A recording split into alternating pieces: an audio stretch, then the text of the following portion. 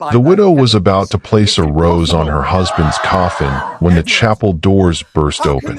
Every head turned, every breath stopped, and the man standing in the doorway, mud-stained, hollow-eyed, very much alive, looked across the chapel at the mahogany box that contained, allegedly, his remains, and said, "I would like an explanation." Nobody moved. Nobody spoke. The vicar dropped his prayer book. And Helena Voss, who had spent 11 months grieving, who had worn black for 341 days, who had just last Tuesday agreed to consider Lord Ashford's proposal, looked at the husband she had buried and felt the floor of her entire world give way. How would you react if the man lying in that coffin suddenly walked through the doors? Would you believe your eyes? Would you run to him? Or would you stand exactly where Helena stood, frozen, terrified, and furious all at once? Tell me in the comments. And if this opening just stopped your heart, like, subscribe, and tell me where you are watching from. Let us see how far this story travels. His name was Edmund Voss, the Fifth Duke of Ashmore. 38 years old. Tall.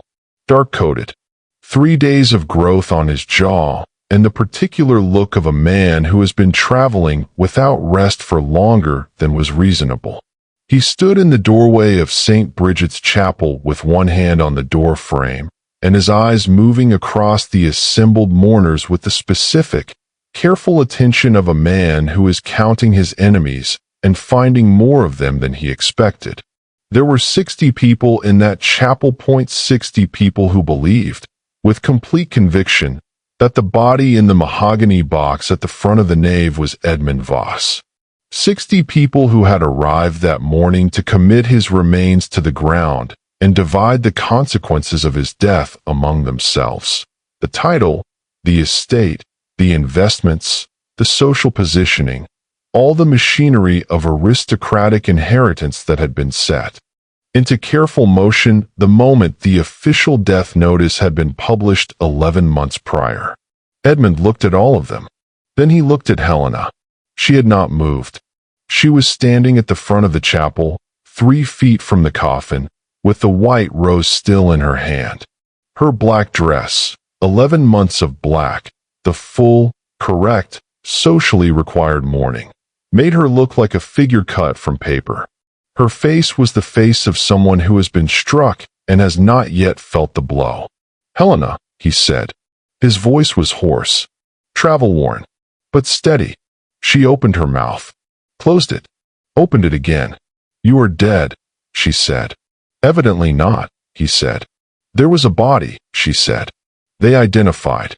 "I know," he said. "I intend to find out who identified it, and how." From the third row, a man stood up. Edmund's eyes moved to him immediately. Cornelius Voss, Edmund's first cousin, next in line to inherit, who had spent the last 11 months managing the Ashmore estate in what everyone had agreed was an admirably dutiful fashion under the circumstances. Cornelius was 42 years old and had the face of a man who has just watched his entire future walk through a door. "Edmund," he said. His voice was controlled. Remarkably controlled, Helena thought, for a man in his situation. Where have you been? What has happened to you?" "That," Edmund said, stepping fully into the chapel, mud from the road marking every step he took on the stone floor, "is a conversation for somewhere private." He looked at the coffin. "After someone tells me whose body is in that box." The chapel erupted. The shouting lasted approximately 4 minutes before Helena's voice cut through it. Enough. It was not loud. It did not need to be. Helena Voss had spent 11 months managing an estate, a grief, a household of 26 staff, and the persistent social pressure of a world that wanted her to either remarry or disappear, and she had developed, in those months, the specific authority of a woman who has been doing the work of 2 people and has run out of patience for noise. Everyone stopped. She looked at the vicar, who had retrieved his prayer book and was holding it as though it might protect him. "Reverend Marsh," she said. Please clear the chapel. Everyone except family. My lady, he said, the funeral. The funeral, she said, appears to require rescheduling. She looked at the congregation. Everyone, please. Now. They left. Not quickly. There was the obligatory shuffling, the whispered conferences, the strategic lingering of people who wanted to be present for whatever came next. But they left, because Helena's voice in that register left very little room for alternative decisions. Within 10 minutes, the chapel contained 5 people. Helena, Edmund, Cornelius, Edmund's aunt, Lady Frances Voss, who was 73 and had made the journey from Bath specifically for the funeral, and was now sitting in the front pew with the expression of a woman who has lived long enough to be unsurprised by almost anything. And Dora, Helena's lady's maid, who had refused to leave Helena's side since Edmund walked through the door, and who was the most loyal person in the building. The mahogany coffin stood between them like a question none of them could answer. Edmund looked at it. "Open it," he said. "Edmund," Cornelius began. "Open the coffin, Cornelius," Edmund said. His voice had changed. Not louder, colder.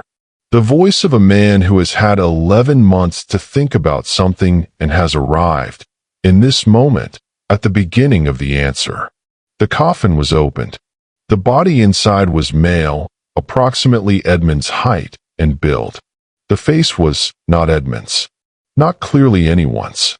The preservation had been imperfect and the identification had been, Helena now understood with a cold, clarifying horror, made on the basis of what was found with the body rather than the body itself.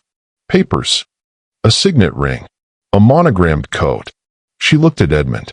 "Where did you get that ring?" she asked. Quietly. He looked at her. "It was taken from me," he said, "along with everything else I carried. In a roadside attack 11 months ago, on the Inverness Road. You were attacked. Robbed. Left unconscious in a ditch.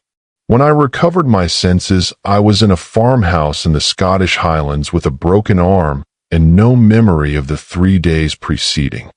He paused. By the time I understood what had happened, how much time had passed, what was being done with my absence. "You were already dead," Helena said. "I was already buried," he said. "Officially. Legally. I had no papers, no money, no way to prove who I was without coming in person." He looked at the coffin.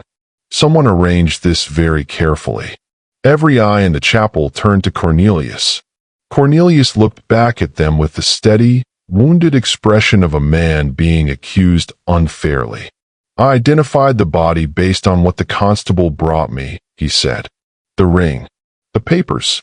I had no reason to doubt."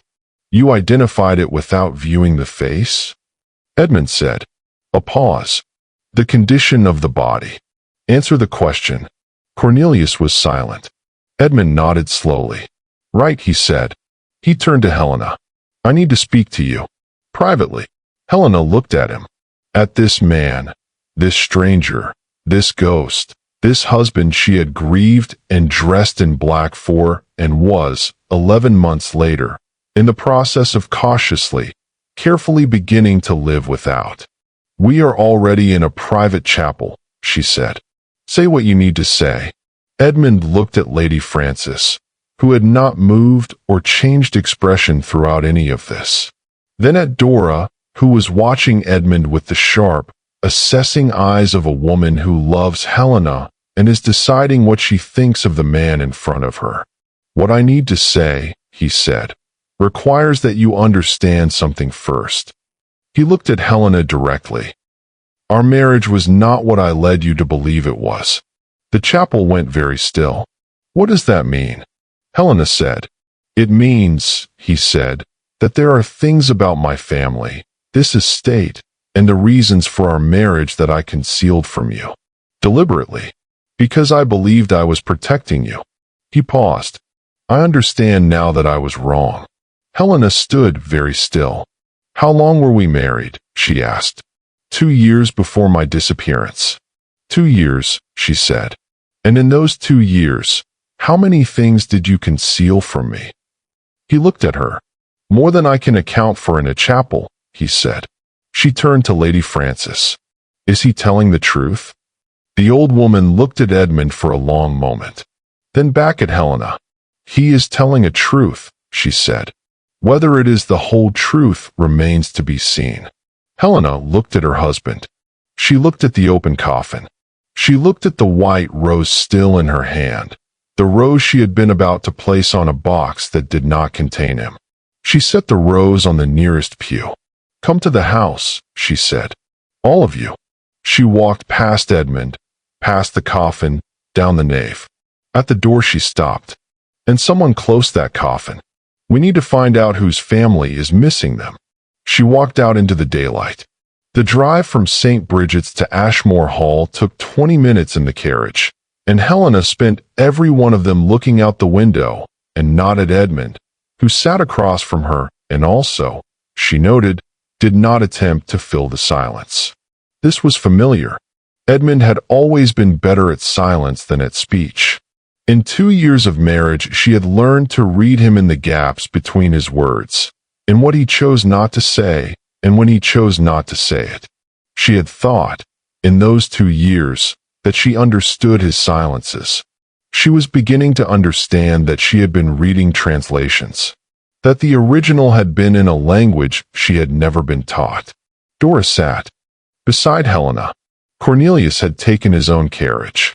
Lady Frances had declined all carriages and was traveling in her own, at her own pace, which she indicated would be considerably slower than anyone else's, and that was entirely intentional. "You should eat something," Doris said, very quietly, to Helena. "Not yet," Helena said. "You haven't eaten since." Dora. Silence. The carriage moved through the Ashmore grounds, the gate, the long drive, the avenue of oaks that had been planted by Edmund's great-grandfather, and that Helena had walked every morning since she arrived at this house as a bride. The house appeared at the end of the drive. Stone. Enormous.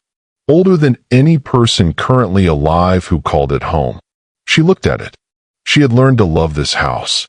That was the truth she was sitting with in the 20 minutes of carriage silence, that she had come to it as a stranger and had made it hers through the slow, daily accumulation of knowing it. Its rooms, its history, its staff, its land. She had loved her husband imperfectly and incompletely, as people who do not fully know each other love each other. She had grieved him completely, and now he was sitting across from her alive, and she did not know what to do with any of it. The library was chosen for the conversation because it was large enough to hold everyone without intimacy and private enough to prevent staff from being in it. Helena sat in the chair by the window. Edmund stood. Cornelius sat near the door with the expression of a man positioning himself strategically. Lady Frances took the high-backed chair near the fireplace with the authority of a woman who has been in this library longer than any other person present and intends to remind them of it. "Start from the beginning," Helena said to Edmund. "The attack." He told it. The Inverness Road. November of the previous year, which put it 2 weeks before he was due to return to Ashmore from a business visit to Edinburgh. 3. Men on horseback. The robbery, papers, ring, money, his personal case. The blow to the head. The farmhouse. "The farmer who took you in," Helena said. "He didn't know who you were? He knew I was a gentleman. He didn't know which one. I had nothing to prove it." Edmund moved to the window. "My arm took 6 weeks to heal properly. By the time I could travel, I had been officially declared dead for 2 months." "How did you find out?" she asked. "A newspaper. In Edinburgh. 3 months after the fact. I had been working my way south, trying to find someone who could verify my identity without the formal channels, because I needed to understand the situation before I walked back into it." "Why?" Cornelius said. "Why not simply come forward? Present yourself." "Because someone arranged for a body to be found with my papers," Edmund said. looking at Cornelius. And that body was identified as me within 48 hours. Which means someone either already had a body ready or found one very quickly. He paused. That level of preparation suggests that whoever wanted me dead knew I was going to be on the Inverness Road. Which means it came from inside my world. The library was very still. You are suggesting, Cornelius said carefully, that someone arranged your death. I am stating it, Edmund said. The attack was arranged. The body was arranged. The identification was convenient. He looked at Cornelius. You had everything to gain. Edmund. The title, the estate, the income, everything that becomes yours if I die without an heir. He held Cornelius's gaze. You were managing the estate within 3 weeks of my death notice. You had the solicitors in before the body was in the ground. Someone had to manage. Someone had to manage very quickly and very thoroughly, Edmund said. The speed of it interested me. It interested me a great deal from Edinburgh, reading the newspaper accounts. Helena watched Cornelius. She had spent 11 months working alongside this man, taking his counsel on the estate, deferring to his knowledge of legal matters, accepting his involvement in decisions she had not entirely understood. She had found him competent, measured, occasionally warm. She had trusted him with more than she now felt comfortable remembering. Cornelius, she said, did you know the body was not Edmund? He looked at her. His face was very controlled. I identified based on the evidence presented to me, he said. That is not an answer, she said. It is the only answer I have. It is the answer of a man who knows the real answer will condemn him, Edmund said. Cornelius stood. I will not sit here and be accused without evidence. Sit down, Lady Frances said. Her voice was so dry and so absolute that he sat. The old woman looked at her nephew, at Edmund, with the expression of someone who has known this moment was coming and is not surprised to find herself in it. There is something you do not know, she said to Edmund. Something that changes the shape of this considerably. She folded her hands in her lap. Cornelius did not act alone. She had known for 8 months. This was the thing that landed in the room like a stone, not the revelation itself, but the timeline. Lady Frances had known for 8 of the 11 months of Edmund's absence, and she had said nothing. Helena looked at her. Why? She asked. Why didn't you? Because I did not have proof, the old woman said. What I had was the account of a dying man who may or may not have been credible. And the nature of what he told me was such that bringing it forward without proof would have destroyed this family more completely than Edmund's absence already had. Tell me what he told you, Edmund said. Lady Frances looked at her hands. His name was Arthur Fenwick, she said. He had been employed by this estate for 20 years in a legal capacity. He came to me in February, 8 months ago, in the last weeks of his life. He told me that 3 years ago he had been approached by Cornelius with a proposition. The proposition was this. Edmund's marriage to Helena had been arranged by Edmund's father, as was common. The arrangement included a provision that Helena may not have been fully informed of. Helena went very still. What provision? She asked. The marriage contract, Lady Frances said, looking at her carefully, contained a clause pertaining to the Voss estate's eastern properties. Those properties, the coal lands in the north, the timber rights in the valley, were Helena's father's. They came to Edmund through the marriage. But the clause stated that if Edmund died without a legitimate heir within 5 years of the marriage, the properties would revert not to Helena, but to the Voss family trust. Silence. Managed by whom? Edmund said. By the name trustee of the Voss family trust, Lady Frances said. Which, as of 3 years ago, is Cornelius. Helena looked at Cornelius. You knew about this clause. The clause is perfectly legal. You knew, she said. And you knew that Edmund, and I had not produced an heir in 2 years, which meant 3 years remained, which meant if Edmund died within those 3 years, I gained control of the trust, Cornelius said. His voice was very quiet. The controlled warmth of the man she had worked alongside for 11 months was entirely gone. In its place was something stripped and cold. The properties are worth more than the dukedom. You understand that? The coal alone. Cornelius, Edmund said. I did not attack you on the road, Cornelius said. His voice had the sharp, frantic energy of a man who has decided the only remaining option is a version of honesty. I want to be clear about that. I did not arrange the attack. What I arranged was the identification. A man was found, a vagrant. Nobody knew him, and I ensured the identification went through quickly. I saw an opportunity. He paused. Edmund, you were gone. You were presumed dead. I simply confirmed what everyone already believed. You buried an unknown man in the Voss family crypt under my name, Edmund said. I managed a situation. You buried someone's son, Helena said. Someone's brother. Someone with a name none of us know, and a family who may still be looking for him. You put him in a box with Edmund's ring and called it management. Cornelius looked at her. You have been taking my counsel for 11 months, he said.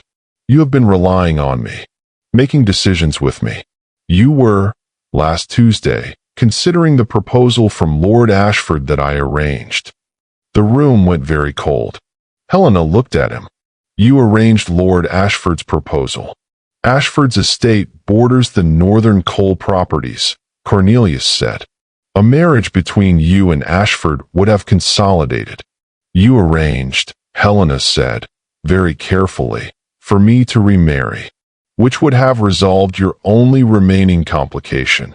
The clause would have activated. Edmund's death would have been legally confirmed by a new marriage. The trust would have transferred. You would have been provided for. Get out of this library, Helena said. Helena. Edmund, she said without looking away from Cornelius.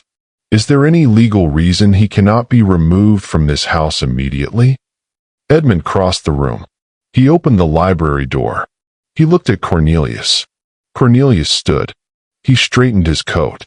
He walked to the door with the composure of a man who has not yet understood that composure is no longer available to him. He stopped in the doorway. He looked at Helena. You were never meant to be harmed, he said. No, she said. I was simply meant to be managed. She looked at him steadily. They are not the same thing. Leave.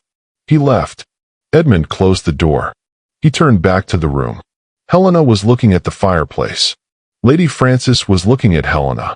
Dora, who had said nothing through any of this, crossed to Helena and put a hand briefly on her shoulder. The specific, wordless gesture of someone who has been watching the person they love receive blow after blow and wants to acknowledge it without making it worse.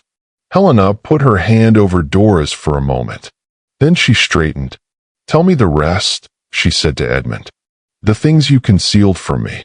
All of it. He told her about the marriage contract in the same steady, even voice he had used to describe the attack, which was its own kind of cruelty, Helena thought. Not intentional, but the specific cruelty of a man who is most controlled when he is confessing the things he should have said years ago. The contract had been his father's design. Edmund had known about the clause before the wedding. He had known that the eastern properties, the coal lands, the timber rights, would not come to Helena outright, but would pass through a trust structure that, in certain circumstances, Cornelius controlled. Why didn't you tell me? She asked. Because I believed the clause would never activate, he said. We were young. There was no reason to expect that we wouldn't have children. By the time the clause became relevant, it would have been too late for me to make an informed decision, she said. He was quiet. Edmund, she said, I came to this marriage with those properties. They were mine. My father's. The only significant asset my family possessed. She paused. And you knew, from the day we married, That the structure of our contract meant I could lose them under specific conditions. You knew that, and you chose to manage it rather than tell me. I believed I was protecting. You were protecting yourself, she said. Not harshly. Precisely. From a difficult conversation. From having to say to your new wife, by the way, there is a clause in our marriage contract that is worth knowing about. She looked at the fire. You were doing the same thing Cornelius was doing. Managing a situation rather than being honest about it. He said nothing. The difference, she said, is one of degree, not of kind. This landed. She could see it land, in the slight change in his posture, the way he absorbed it rather than deflecting. Yes, he said after a pause. That is correct. She looked at him. This man, this stranger in familiar clothes, this ghost who had walked through a chapel door and rearranged the architecture of everything she had built in his absence, was doing the thing she had never seen him do in 2 years of marriage. He was not managing. He was not calculating. He was simply standing in front of her with the full weight of what he had done and not trying to make it smaller. There is more, Lady Frances said. Both of them looked at her. The old woman had been quiet during the exchange with Cornelius and the exchange about the contract. She had the quality of a person who knows a great deal and has learned to distribute it in the correct order. Arthur Fenwick, she said. He did not come to me simply to confess Cornelius's involvement in the identification. She paused. He came because he was involved in something larger. Something that began before Edmund's disappearance. What was he involved in? Edmund asked. He was the solicitor who drew up the original marriage contract, she said. Edmund's father's instruction. But he told me, and he was a dying man, with nothing left to protect, that the contract was drawn the way it was not by accident. That there were people, outside the family, who had a financial interest in the structure of that clause. What people? Helena said. A consortium, Lady Frances said. 3 men. I know 2 of their names. The third Fenwick would not say. She opened the small bag she had carried into the library and extracted a folded paper. He wrote this before he died. It is his account. Signed. Witnessed by his physician. She placed it on the table. Edmund and Helena both looked at it. The consortium, Lady Frances said, invested in the northern coal properties 17 years ago when Helena's father first developed them. They hold a silent stake, a stake that has been legally invisible because it was structured through Fenwick's firm in a way designed to obscure it. She paused. If those properties pass to a Voss trust managed by Cornelius, that stake activates. The consortium gains access to the revenues. She looked at Edmund. If the properties remain with Helena directly, without the trust, the stake is unenforceable. It was designed around the specific circumstances of the clause. Who are the 2 men? Edmund asked. Lady Frances looked at the paper. Lord Ashford, she said. And your own solicitor, Mr. Reeves. Helena stood up. She walked to the window. She looked out at the grounds, the oak avenue, the drive, the gate. The landscape she had walked every morning for 3 years.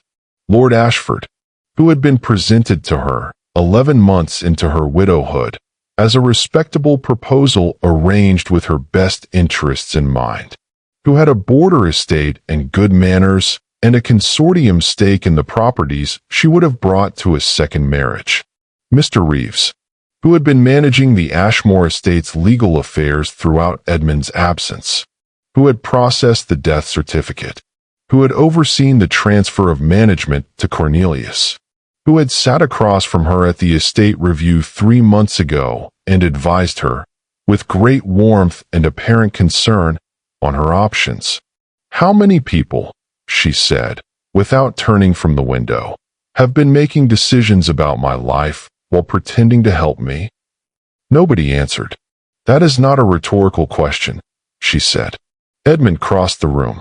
He stood beside her at the window. I know what I owe you, he said. I understand what I did and what I didn't do and what it has cost you. I am not going to ask you for anything. I am going to spend whatever time is necessary making this right, legally, practically, fully. And then whatever you decide about us, about this marriage, I will accept." She looked at him. In 2 years of marriage he had been warm at a distance, present but contained. She had put this down to the natural reserve of a man raised in a particular way. She had not understood, because he had not told her, that the containment was also a management, a careful control of what she knew and what she was protected from. "You said our marriage was not what you led me to believe," she said. "You have told me about the contract. Is there more?" He held her gaze. "There is more." "Then tell me," she said. "All of it. I am done receiving information in installments." He told her about his father. The Fifth Duke of Ashmore, Edmund's father, had been, in the private language of those who knew him well, a man who treated people as components of an arrangement rather than as people. He had managed his marriage, his friendships, his business associations, and his family with the same calculating efficiency, and what had appeared from outside as competence had been, from inside, a form of controlled and comprehensive manipulation. Edmund had been raised in it. He had absorbed it. Not the cruelty. He was not his father's kind of man in that respect, but the habit of management. The instinct to arrange circumstances rather than discuss them. To protect people by controlling their information rather than trusting them with it. "When I arranged our marriage," he said, "I told you it was a practical arrangement on both sides. Your family's financial situation, my need for an heir, the social necessity of the match. That was true. And what was not true?" Helena said. "I was also being pressured," he said, "by the consortium, by Reeves, who I did not then know was part of it, by Ashford, who I considered a friend." He paused. "I was told, in specific terms, that if I did not marry within the year and structure the marriage contract in the way my father had arranged, the consortium would call in a debt my father had accrued with them. A private debt. The kind that does not appear in any public record but is enforceable in ways that have nothing to do with courts." Helena looked at him. "They coerced you into the marriage." "They coerced me into the structure of the marriage," he said. "The marriage itself, choosing you," he stopped. "That was mine. I want you to know that. The woman they identified as a suitable candidate and the woman I chose to marry are not the same event." She was quiet for a moment. "Explain the difference." "They presented me with 3 names," he said. "Women of appropriate family and assets whose fathers' financial situations made the arrangement viable. I met all 3. I chose you." He paused. "Not because you had the largest coal property. Because you were the only one of the 3 who, when I was late to the introduction because my horse had thrown a shoe on the Aldgate Road, said, when I apologized, 'How is the horse?'" Helena stared at him. "You chose me," she said slowly, "because I asked after your horse." "Because you asked after the horse before you asked after me," he said, "which told me that you were a person who noticed the things that most people overlook. And I thought that was someone worth knowing." He looked at the window. "I was simply not honest with her about what knowing me would involve." She looked at his profile. The jaw, the scar, the specific quality of stillness that had confused her for 2 years. "I asked after your horse," she said, almost to herself. "Yes. And you have carried that for, how long?" 5 years, he said. "Since the introduction." He looked at her. "I have carried a great many things longer than I should have. That is the most useful thing I have learned in 11 months of being officially dead." She almost laughed. It surprised them both. The almost laugh, the way it appeared without warning and was pressed down before it fully arrived. "There are still practical matters," she said, pulling herself back. "Cornelius. Reeves. Ashford. The body in the crypt." "Yes," he said. The estate has been managed by people who had a financial interest in my managing it badly, she said. For 11 months, I have been taking counsel from men who were arranging my second marriage to someone who was part of the consortium that structured my first. Yes, he said. I need to understand what I actually own, she said. Legally. Without the trust structure. Without Reeves's interpretation of the contract. We need a different solicitor, he said. I already have one in mind, she said. I have been thinking about it for 6 months. I simply did not have grounds to act without appearing to contest the estate management. He looked at her. You suspected something. I suspected Reeves, she said. Not the full scale of it, but the way he managed information, what he told me, and what he chose not to, had the quality of someone who was not working entirely on my behalf. She paused. I filed it. I have been waiting for the right moment. He looked at her for a long moment. How long have you been doing that? He asked. Filing things. Waiting. Since about a month after you disappeared, she said. Grief has a particular quality when it starts to feel managed by other people. You begin to understand that the world around you has interests, and then you start paying attention differently. Edmund looked at his wife. This woman he had married for reasons that mixed the genuine with the arranged, who had spent 11 months in a house full of people with agendas and had been quietly, methodically, doing what she always did, noticing the things that most people overlooked. He had chosen correctly, 5 years ago. He had simply not been honest enough to deserve it. The following days were the most methodical and the most ruthless of Helena's life. She requested a new solicitor, a man named Pemberton, based in London, who had been recommended by her father's estate agent before her father's death, and whom she had never used because Reeves had always been present and managing. Pemberton arrived on the Thursday. He reviewed the marriage contract. He reviewed the trust structure. He reviewed 11 months of estate transactions that had been processed under Cornelius's management with Reeves's legal oversight. He sat across from Helena and Edmund on the Friday evening with his papers arranged in front of him and the expression of a man who has found what he was looking for and is not pleased about what it is. The trust clause, he said, is enforceable as written. However, he paused. The clause was constructed on a specific set of conditions, one of which was the confirmed legal death of the Duke. The death certificate was processed through Reeves's office. He looked at Edmund.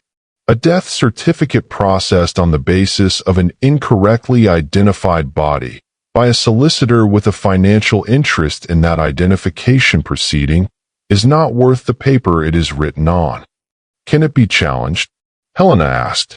It can be demolished, Pemberton said.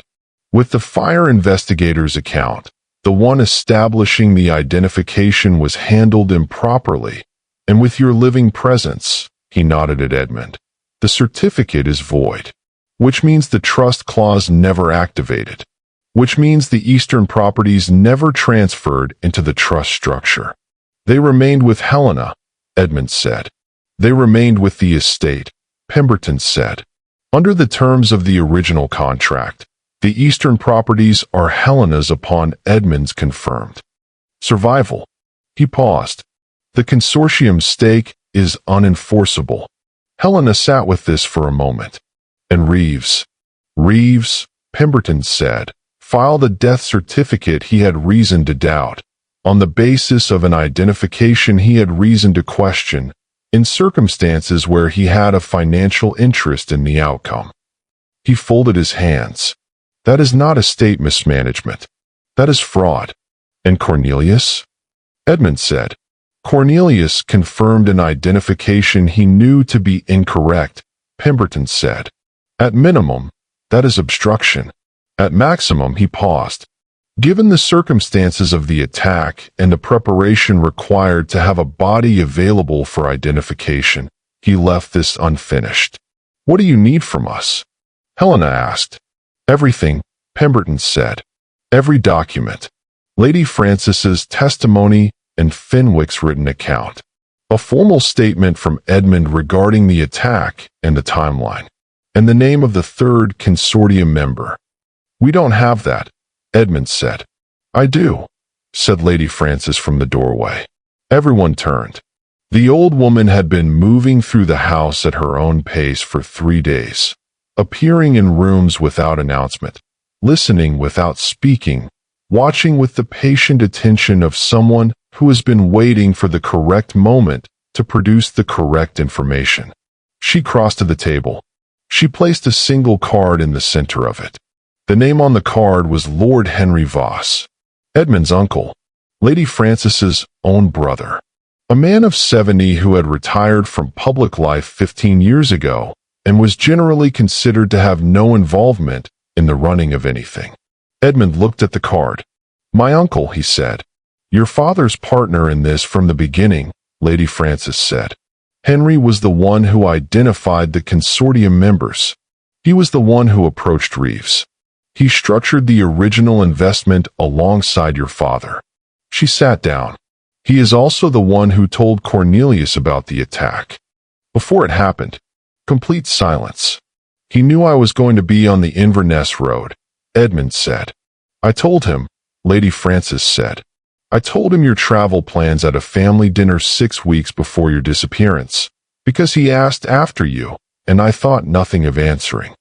She looked at her hands. "I have been carrying that for 11 months. Helena looked at this woman, this 73-year-old woman who had made a 2-hour journey from Bath for a funeral that turned out not to be a funeral, who had held Fenwick's account for 8 months, who had told Edmund's uncle his travel plans without understanding what she was setting in motion. "Frances," she said gently. "I know," the old woman said. "I know. You did not know what he would do with it." "No," she said. "But I should have questioned. I should have thought." She looked up. "I am 73 years old, and I have known Henry my entire life, and I have never questioned anything he said or did. That is not loyalty. That is the habit of never being asked to look closely at the people you love." She straightened. "I am looking closely now." Pemberton was already writing. The magistrate was contacted on Saturday. By Sunday, warrants had been issued. By Monday, Cornelius had been located at a hotel in London. He had left Ashmore on Thursday, which everyone noted said something about his confidence in Cornelius's innocence. Reeves had been found at his office, in the process of removing documents from his files, which said everything necessary about his own assessment of the situation. Lord Henry Voss had not been found. This was the detail that kept Edmund awake on the Monday night.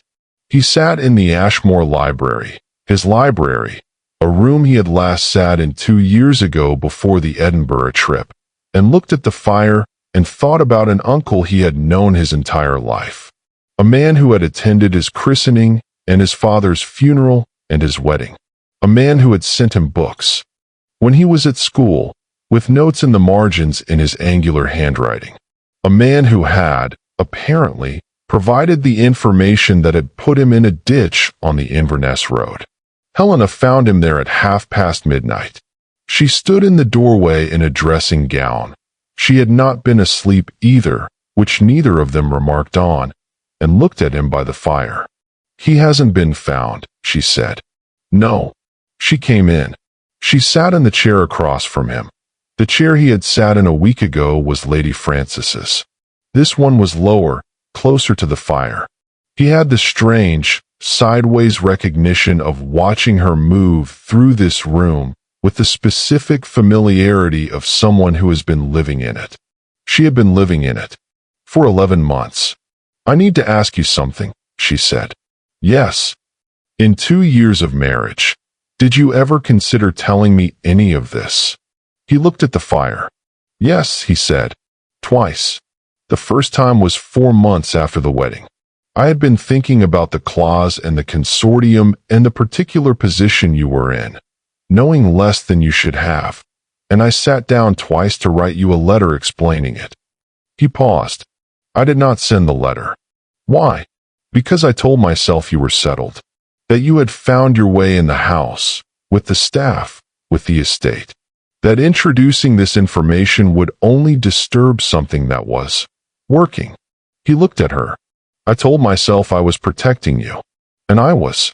I was also protecting myself from the discomfort of your knowing. And the second time, she said. The night before I left for Edinburgh, he said. We had dinner. Late.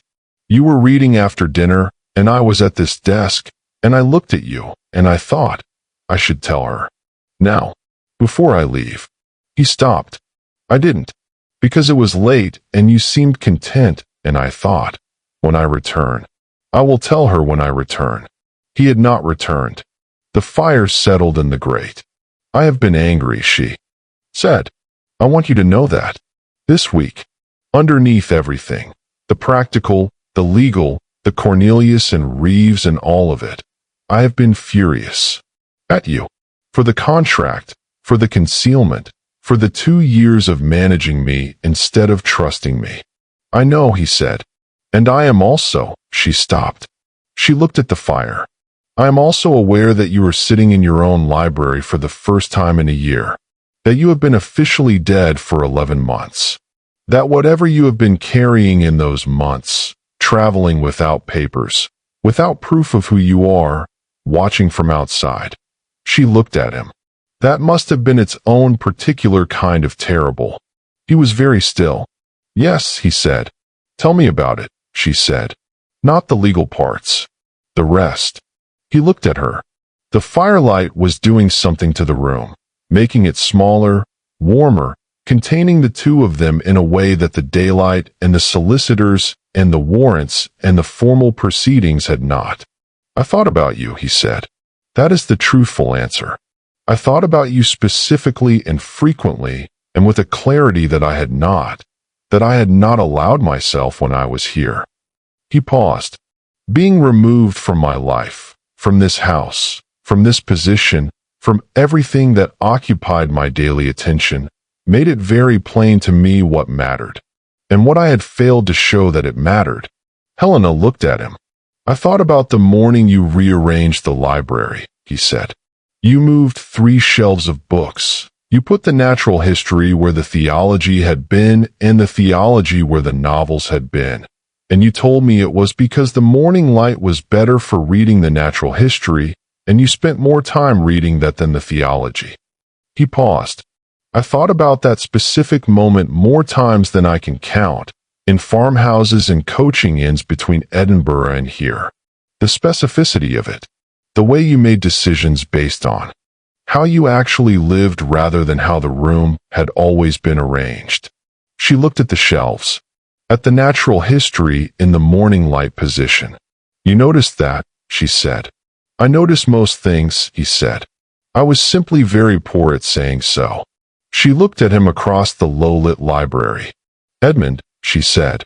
Yes. I am not going to forgive you tonight, she said. I want to be clear about that. What you concealed from me, what the last 11 months were, what it means that I was being managed by your cousin and your solicitor and your uncle toward a future that served everyone except me. I am not ready to set that down. I know, he said, but I am also not going to pretend, she said, that I spent 11 months grieving a man I felt nothing for. That would not be honest. She looked at the fire. I grieved you with the specific, disproportionate weight of a person who grieves what might have been as much as what was. Because what was between us it was incomplete. It was managed and contained and not entirely honest. But underneath that, she stopped. Underneath that, he said carefully. Underneath that was something real, she said. Something that was trying to happen despite both of us. She looked at him. I want you to know that I know that. Even while I am angry. He was quiet for a long time. I have not deserved what you have just said, he said. No, she agreed. But I am saying it anyway. The fire burned lower. Outside, the Ashmore grounds were dark and still. The Oak Avenue, the drive, the gate, the fields beyond. The house around them held its 47 years of accumulated history, its servants sleeping, its rooms arranged as Helena had arranged them, its library shelved by morning light. "Get some sleep," Helena said. She stood.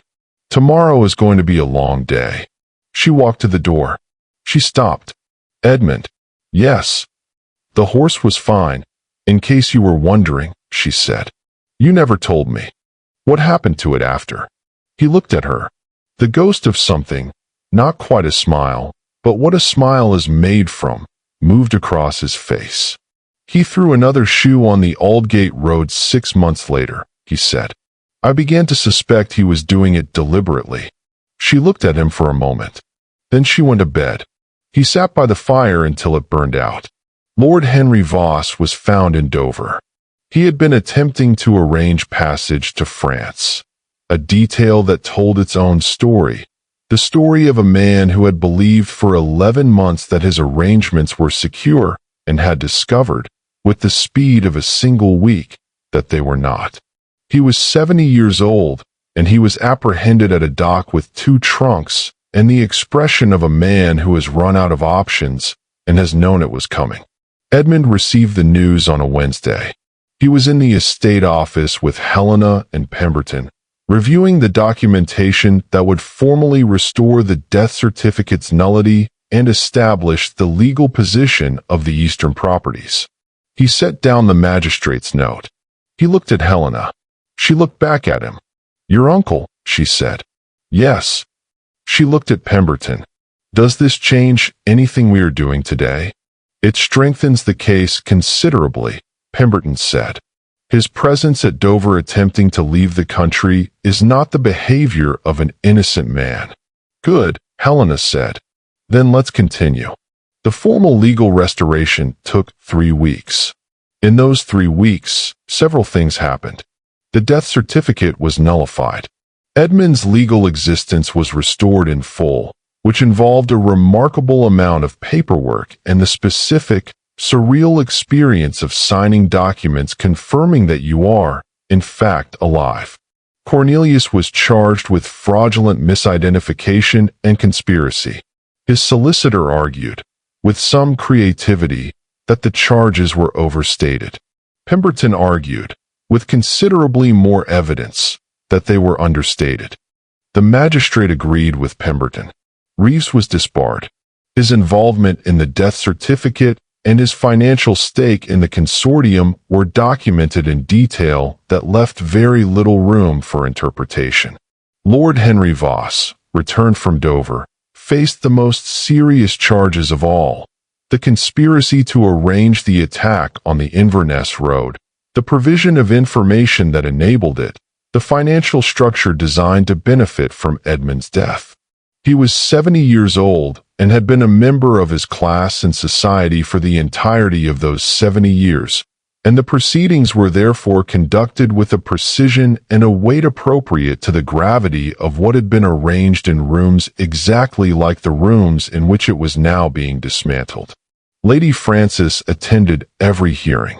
She sat in the same seat each time and looked at her brother with an expression that was not rage and was not grief and was something she did not have a word for. The feeling of a woman who has known a person her entire life and is understanding, in her 73rd year, that she did not know them at all. Edmund sat beside her at the 3rd hearing. He said nothing. He was simply there. After it was over, she looked at him. "Your father," she said, "was the same kind of man." "I know," he said. "You are not," she said. He was quiet for a moment. "I have been," he said, "in ways that matter." "Yes," she said, "but you know it. That is the beginning of being different." The Eastern properties were formally returned to Helena's direct ownership on a Tuesday in March. Not to the estate, not to the trust, to Helena, by name, in a document that Pemberton had constructed with the specific care of a man who intended it to be unassailable for the next 100 years. She signed it at the estate office desk, with Edmund and Pemberton and Lady Frances present, and set down the pen, and sat with the feeling of it for a moment. These were her father's lands. The coal fields he had developed, the timber rights he had negotiated, the value he had built, and that had been used as a mechanism against her from the first day of her marriage without her knowledge. They were hers now, clearly, directly, without condition. She looked at Edmund across the desk. "Thank you," she said. "I didn't," he began. "You came back," she said. "That is sufficient for now." Spring arrived at Ashmore in the way that spring always arrived there, through the oak avenue first, then across the fields, then into the gardens, announcing itself incrementally rather than all at once. Helena walked the avenue on a morning in April with her hands in her coat pockets and the light coming through the new leaves in the way she had always loved and had always, until recently, walked through alone. Edmund fell into step beside her. They had been doing this, walking together, sometimes talking and sometimes not, for 3 weeks. Since the formal proceedings had concluded. Since the house had settled back into something approaching its own routine, cleared of the people who had been managing it with agendas. It was not the same as it had been. It was not the managed warmth of their 2-year marriage before his disappearance. It was something different, more careful, more deliberate, more honest in every exchange because both of them had seen what dishonesty cost, and neither of them was willing to pay it again. "Pemberton sent a final report," she said. "I saw it," he said. "The consortium is fully dissolved." "Yes. The northern properties are generating revenue independently now, without the stake structure." "Yes." She looked at the avenue, the light through the new leaves. "I have been thinking," she said, "about what I want." He said nothing. He walked beside her. "I want this house to be mine," she said. "Not the way it was before, not the managed version where I was a component of an arrangement. Mine, in the full sense, where I understand every legal document associated with it, where I have counsel I chose myself, where decisions about the estate are made with me and not around me." "Yes," he said. "I want that regardless of what happens with us," she said. "I want you to understand that. Whatever we become, I am keeping the house and I am keeping the eastern properties and I am keeping Pemberton." A pause. "And I am keeping Dora, who has been the most honest person in my life for the last 11 months and deserves a considerable raise." "She's getting one," he said. "I told her last week." Helena looked at him. "You told Dora she was getting a raise." "She looked after you when I could not," he said simply. It seemed the least. "Edmund," she said. "Yes." She stopped walking. She turned to face him, in the middle of the oak avenue, in the April morning. "I am still angry," she said. "I want that on record. I am going to be angry for some time. There are things you did and did not do that I am going to need considerably more than a month to fully forgive." "I know," he said. "But I am also in love with you," she said. "I have been in love with you. I think since the Edinburgh trip, if I am honest, which is the cruelest possible timing, and 11 months of official grief did not change that. It changed many things. Not that." She looked at him directly. "I am telling you this not because it means everything is resolved. It doesn't. I am telling you because we agreed to stop managing information and I am done managing this particular information." He looked at her. In the April morning, in the avenue of oaks, with the new leaves and the light and the grounds of Ashmore around them, the grounds that were hers, that were theirs, that had been the site of everything that had happened and had survived all of it. He looked at her with an expression that was not controlled and was not managed and was not the contained, careful version of himself. "In the full sense, where I understand every legal document associated with it, where I have counsel I chose myself, where decisions about the estate are made with me and not around me." "Yes," he said. "I want that regardless of what happens with us," she said. "I want you to understand that. Whatever we become, I am keeping the house and I am keeping the eastern properties and I am keeping Pemberton." A pause. "And I am keeping Dora, who has been the most honest person in my life for the last 11 months and deserves a considerable raise." "She's getting one," he said. "I told her last week." Helena looked at him. "You told Dora she was getting a raise." "She looked after you when I could not," he said simply. It seemed the least. "Edmund," she said. "Yes." She stopped walking. She turned to face him, in the middle of the Oak Avenue, in the April morning. "I am still angry," she said. "I want that on record. I am going to be angry for some time. There are things you did and did not do that I am going to need considerably more than a month to fully forgive."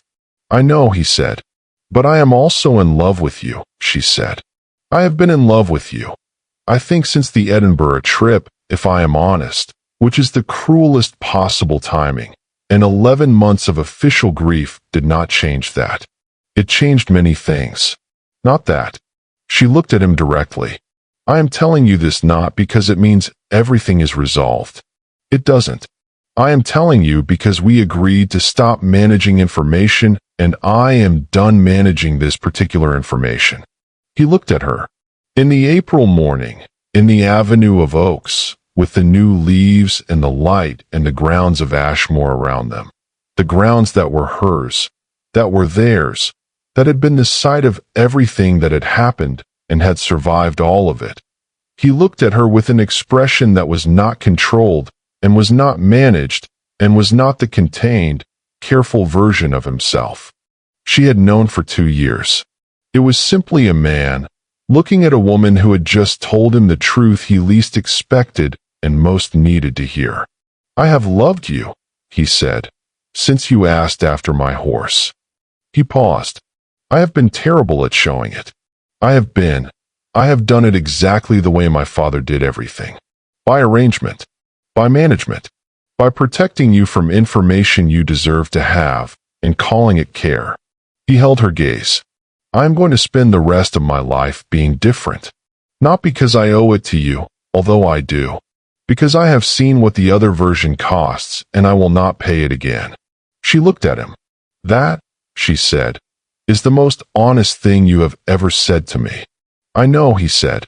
"I have 11 months of practice." She looked at the avenue, at the oak trees, at the light. "Start smaller," she said. "Start with breakfast. Be at breakfast and talk to me and tell me things." She looked back at him. "We will work up from there." He reached out. He took her hand, carefully, with the specific care of a man who has learned not to take anything for granted. She let him. They stood in the Oak Avenue with their hands together while the April morning moved around them. The body in the crypt was eventually identified. His name was Samuel Birch. He had been a farmhand from a village in Northumberland, 29 years old, who had gone missing from his home 11 months ago, and whose family had received no word of him since. He had been traveling south looking for work, the kind of man who could disappear from the world without the world noticing, because the world was not constructed to notice. Edmund arranged for his proper burial in the churchyard of his home village. He arranged for the Birch family to receive compensation, not legal compensation, not the managed, official kind, but direct and personal, through Pemberton, sufficient to make a difference to them. He told Helena about it at breakfast. She looked at him across the table. "Thank you," she said. "He deserved a name on a stone," Edmund said. "He deserved better than being used as a component of someone's arrangement." She held his gaze. "Yes," she said. "He did." She poured his coffee. He took it. The morning light came through the windows of the Ashmore breakfast room, the same light that came through every morning, that Helena had watched every morning for 3 years, that had always been the best thing about this particular room.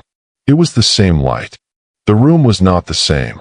Some loves begin as arrangements. They become, through honesty and grief and the particular education of loss, something that cannot be arranged. Something that simply is. Edmund and Helena Voss, the Duke and Duchess of Ashmore, had been married for 2 years before his disappearance. They had known each other for 3 weeks before the wedding. They learned each other in the year that followed his return. Every day, a new fact. Every breakfast, a new truth. Every morning in the Oak Avenue, a new chapter of the story they had been trying to tell since the day he arrived late to an introduction and she asked after his horse. It was not a perfect story. It was not the story either of them had planned. It was the true one. And that, in the end, is the only kind worth telling. The end.